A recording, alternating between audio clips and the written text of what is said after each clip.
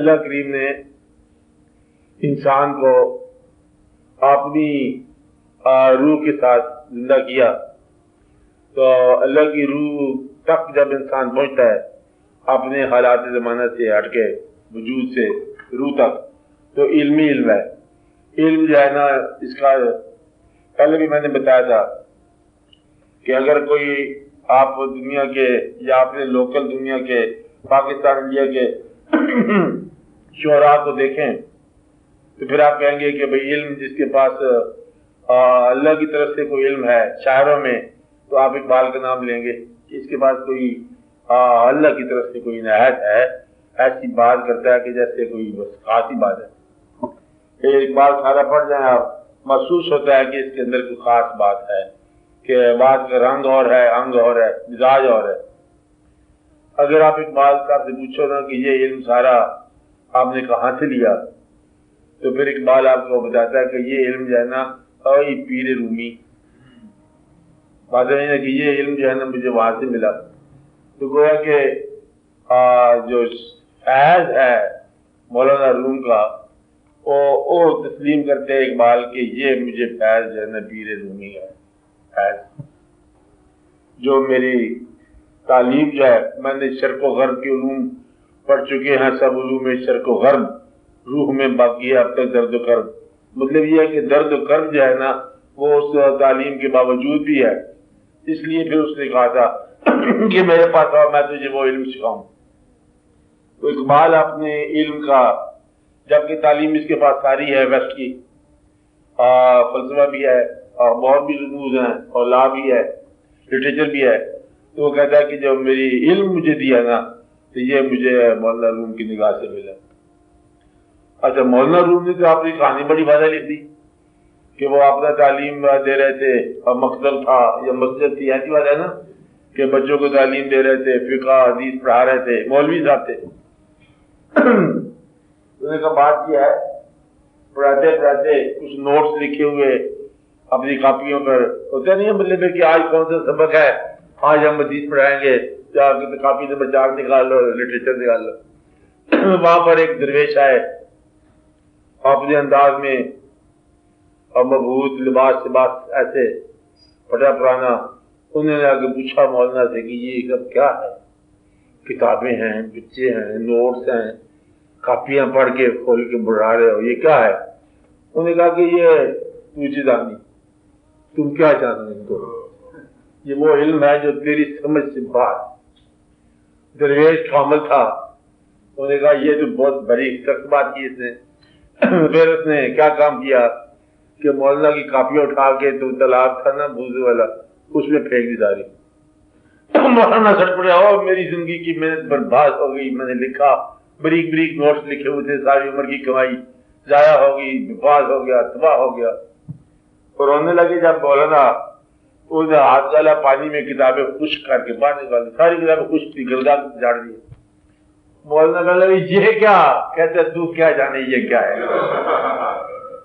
بس جب اتنا کہنا تھا تو مولانا کے تعلیم کے وجود کو کہتے ہیں آگ لگ گئی، اور وہ آگے آگے درویش مولانا کے پیچھے پیچھے پاگے دوڑے، آدمی غائب ہو گیا۔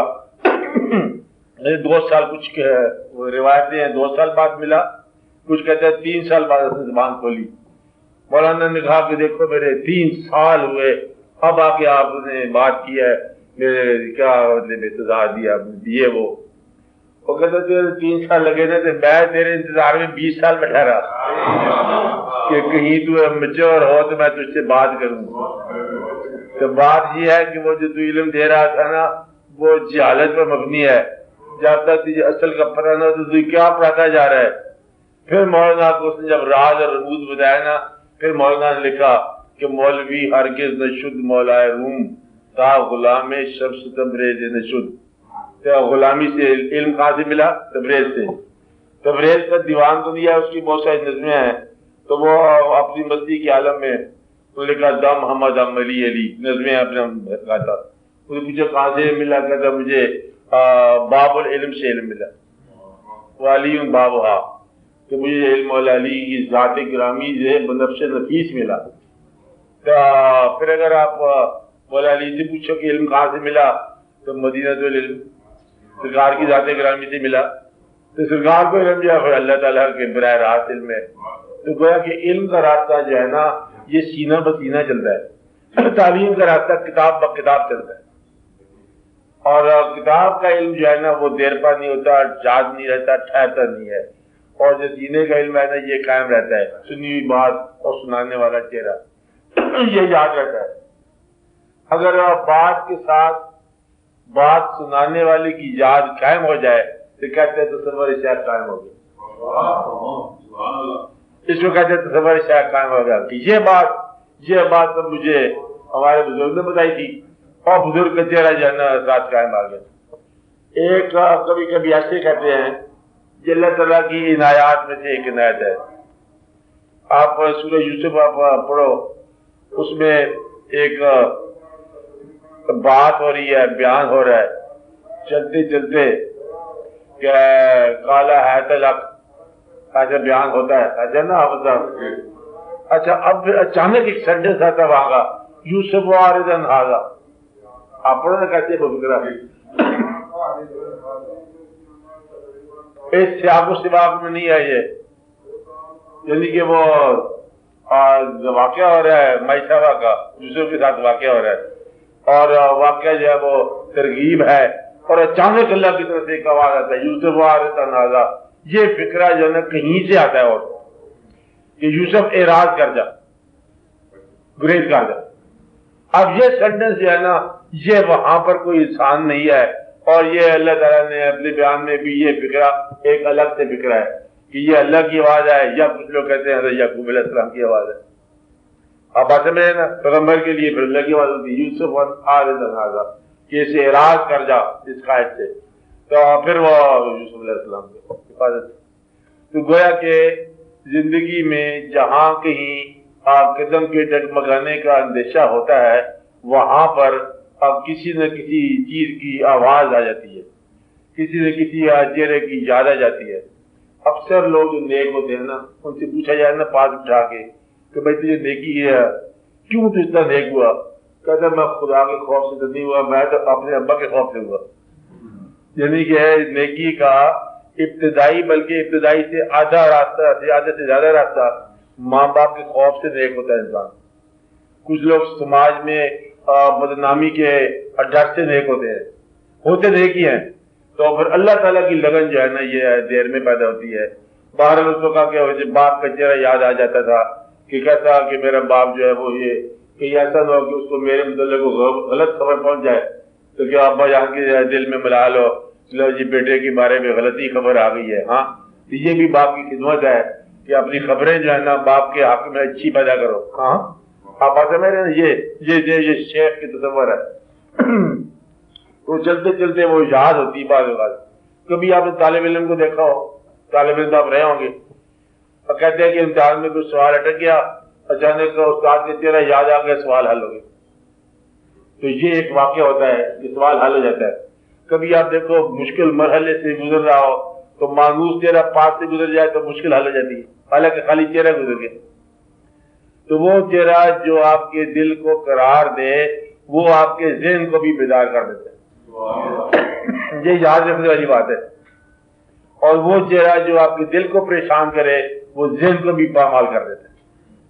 آپ بات سمجھ رہے ہیں نا، تو وہ چہرہ تصور شیخ کا مطلب شیخ کا چہرہ جب زندگی کے صحرا میں یاد آ جاتا ہے تو نخلستان بنا جاتا ہے۔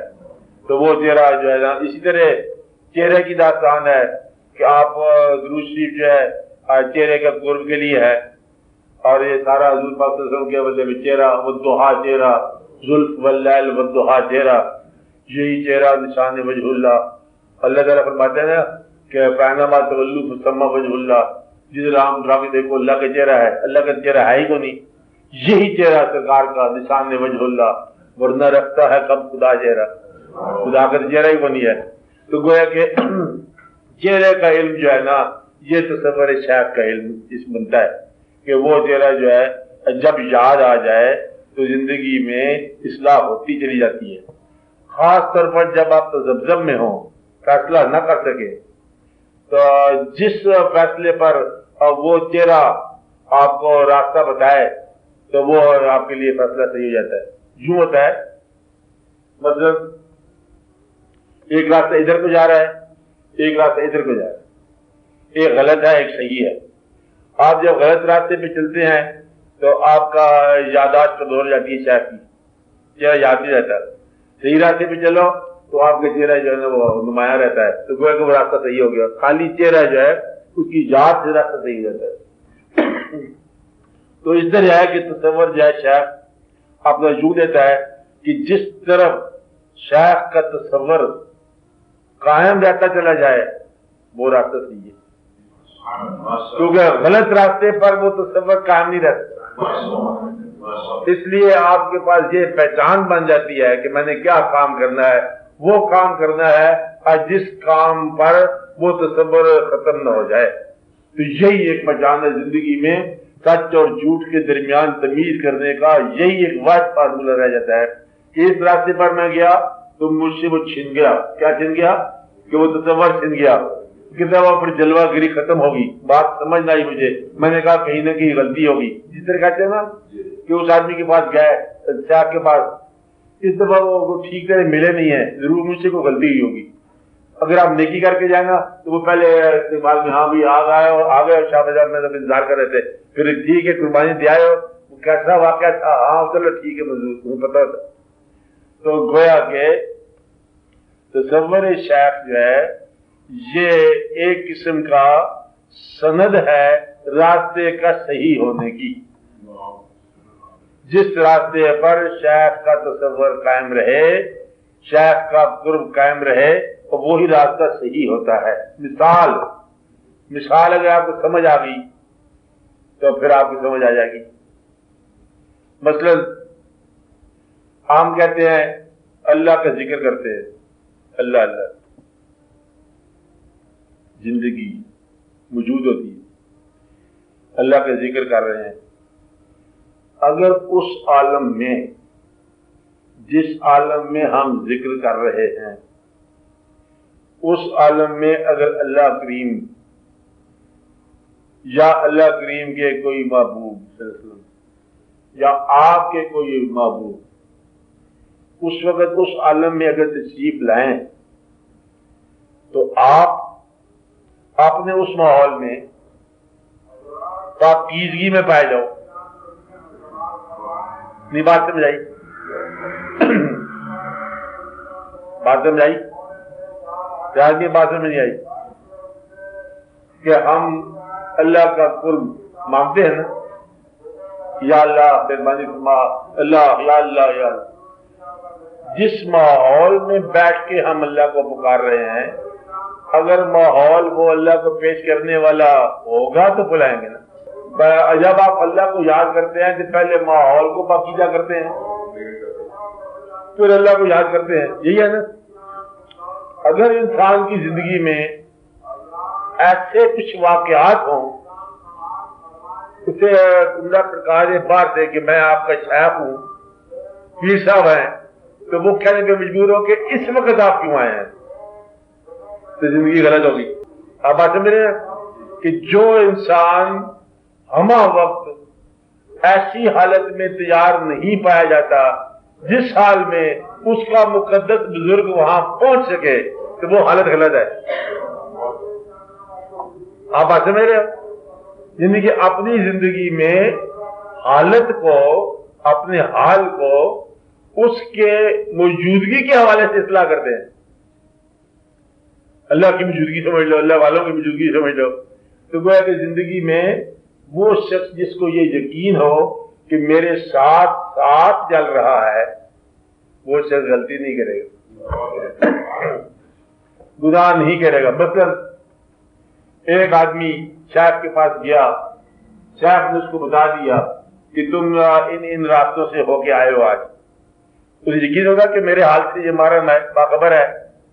جب یہ یقین ہو جائے کہ میرے حال سے باخبر ہے، کہ ہر وقت اس کا چہرہ یاد رہتا ہے، کبھی آواز بھی آ جاتی ہے، تو وہ اس چہرے کی موجودگی میں کہاں غلط جائے گا؟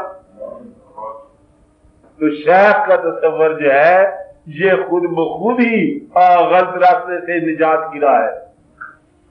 آپ میری بات سمجھ رہے ہیں؟ کہ غلط راستے سے آپ بالکل بدلے میں نجات پا جاتے ہو، کیونکہ اس تصور کی وجہ سے ہی بدلے میں یہ واقع ہوتا ہے. آپ بات سمجھ گئے؟ کیونکہ وہ تو غلط کر نہیں سکتے کہ اس راستے پر ہم کہتے ہیں ان کو بلائیں کہ تو آج کسی گھر میں مطلب رقص ہو رہا ہے، ڈسکو ہو رہا ہے، تو پتہ چلا کہ شیخ بھی آ گئے شہر میں، تو پھر آپ ایسی حرکت نہیں کر سکتے. تو جس آدمی کو یہ یقین ہو کہ میرا ہر دم میرے ساتھ ہے اور میرے ہر حال سے باخبر ہے، تو کوئی حال اس کا برا حال نہیں ہوگا. تصور شیخ اپنا تصور اس وقت مرید کو دیتا ہے جب اسے یہ پتہ چل جائے کہ مرید کی حالت خراب نہیں ہوتی. تو ورنہ تو شیخ کو پھر برائی کے راستے میں جانا پڑ جائے گا. اگر مرید برائی کے راستے میں جا رہا ہے تو میں شیخ بھی ساتھ ساتھ ملے گا تصور. اس لیے جب وہ مرید برائی کے راستوں سے اکثر فارغ رہے تو شیخ کا تصور ساتھ ساتھ چل پڑتا ہے، کیونکہ نیک راہ پر تو شیخ چلنے والا ہوتا ہے، چلانے والا ہوتا ہے. اس لیے تصور شیخ اس مرید کو دیا جاتا ہے جو اس تصور کو غلط راستوں پر نہ لے جائے. آپ سمجھ رہے نا، یہ سایہ ہے شیخ کا. تو تصور شیخ ہی آپ کی زندگی میں آپ کو سچ اور جھوٹ کے درمیان تمیز بتا دیتا ہے. تصور شیخ ہی آپ کو راستے سے صحیح راستے کی طرف لے جاتا ہے. تصور شیخ زندگی کے جہاں فیصلہ نہ کر سکو وہاں یہ تصور فیصلہ کرا دیتا ہے. اور یہی ایک ایسی چیز ہے جو آپ کو اپنے آپ کے علاوہ کسی اور طرف مائل ہی نہیں ہونے دیتی. آپ آتے میں یہ تو بڑا مہربانی ہوتی ہے کہ مثلاً شیخ سنو کہ ایسا واقعہ ایک آدمی کا کہ میں دیکھو تو گمراہ نہیں ہوا، شعر کا میں سمجھ جائے تو سمجھ جائے، اس سارے وقت کو میں توڑ کر نکل نہ سکا. مطلب سارے وقت کی زندگی آپ کی ہے، اس کو توڑ کر ہم گمراہی کی طرف جانا چاہتے تھے. اس سارے وقت کو میں توڑ کر نکل نہ سکا، تیرے جمال کا پہرا لگا رہا ہاتھ. آپ بات سمجھ رہے ہیں کہ جب بھی ہم غلطی کی طرف جانے لگے تو آپ آگے شیخ جب بتلا رہا ہے کہ وہ کدھر جا رہے ہیں.